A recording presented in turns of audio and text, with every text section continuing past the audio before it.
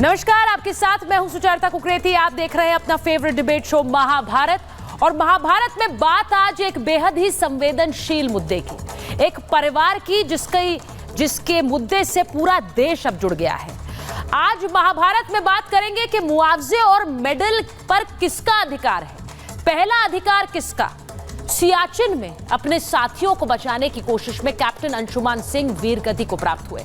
उनकी तस्वीर आप मेरे एक तरफ देख रहे हैं। राष्ट्रपति द्रौपदी मुर्मू ने मरणोपरांत कीर्ति चक्र प्रदान किया।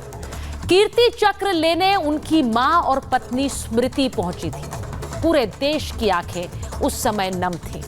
एक तस्वीर आपको दिखाना चाहती हूं, जरा तस्वीरें चला दीजिए। जब वो मरणोपरांत कीर्ति चक्र लेने पहुंची तो दोनों मां और पत्नी की आंखें नम थी। पूरा देश इन तस्वीरों को देखकर गमगीन था। लेकिन फिर इस खबर ने एक और ही खबर को जन्म दे दिया। कप्तान अंशुमन के परिवार ने अपनी बहू पर आरोप लगा दिए। उनका कहना था कि उनकी बहू ने मुआवजा राशि ली, कीर्ति चक्र अपने साथ रखा और फिर उनका फोन उठाना बंद कर दिया। अब परिवार आरोप पत्नी पर लगा रहा है। बहुत से लोग परिवार के साथ खड़े हो गए हैं, पर बहुत से ऐसे भी हैं जो पत्नी को सही ठहरा रहे हैं। आज महाभारत में सवाल यही उठा रही हूं कि क्या परिवार के सवाल सही हैं? और दूसरी तरफ कप्तान अंशुमन वीर गति को प्राप्त होने से पहले यह तय करके गए कि किसे क्या मिलेगा, तो फिर पत्नी पर सवाल क्या सही है? आज महाभारत में इस पर इसलिए बात कर रही हूं क्योंकि इस खबर के बाद देश भर में यह चर्चा शुरू हो गई है। और इसीलिए कैप्टन अंशुमन की तस्वीरें जब आपको दिखा रही हूं तो उनकी पत्नी के साथ भी उनकी तस्वीरें और उनकी मां बाप की तस्वीरें भी आपको दिखा रही हूं। आपको बताती हूं कि परिवार आरोप क्या लगा रहा है अपनी बहू पर। परिवार ने जो आरोप लगाए हैं उसमें सबसे पहले उन्होंने यह कहा है कि बेटे की शहादत के बाद बहू ने छोड़ दिया घर, हमें भी छोड़ दिया, घर भी छोड़ दिया।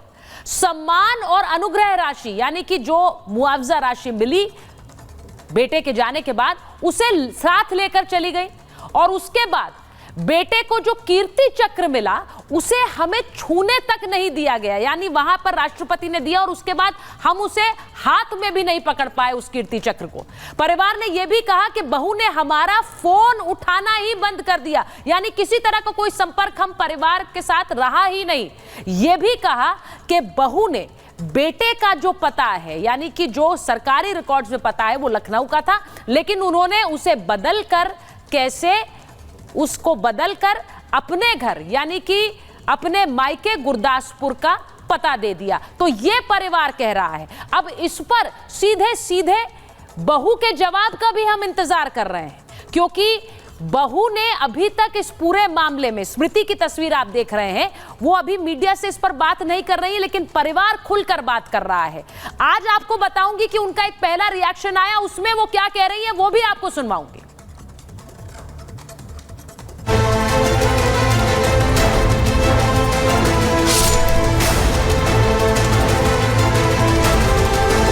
He was very much capable. He would tell me, I'll die with the brass in my chest, just because I am not going to die an ordinary death.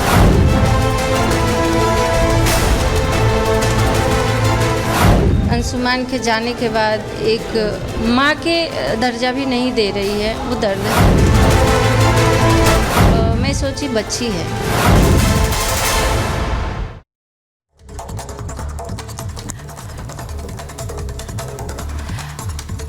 परिवार जो आरोप लगा रहा है, इसी के साथ साथ सवाल यह है कि पत्नी क्यों चुप है?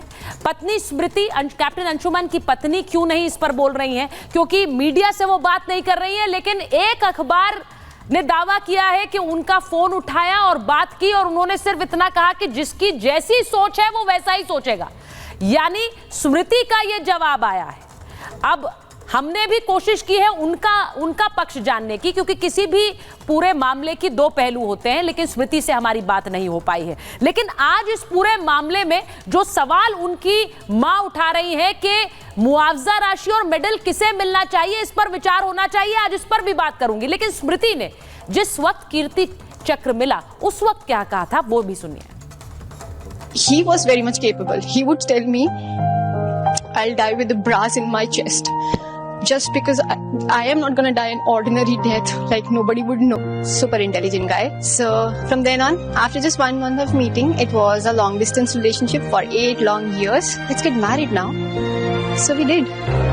And unfortunately, within 2 months of marriage, he got posted into Siachen. On 18th July, we had a long conversation about how our life is gonna be the next 50 years.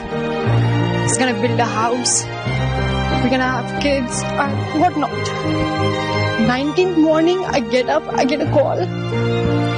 He's no more. What?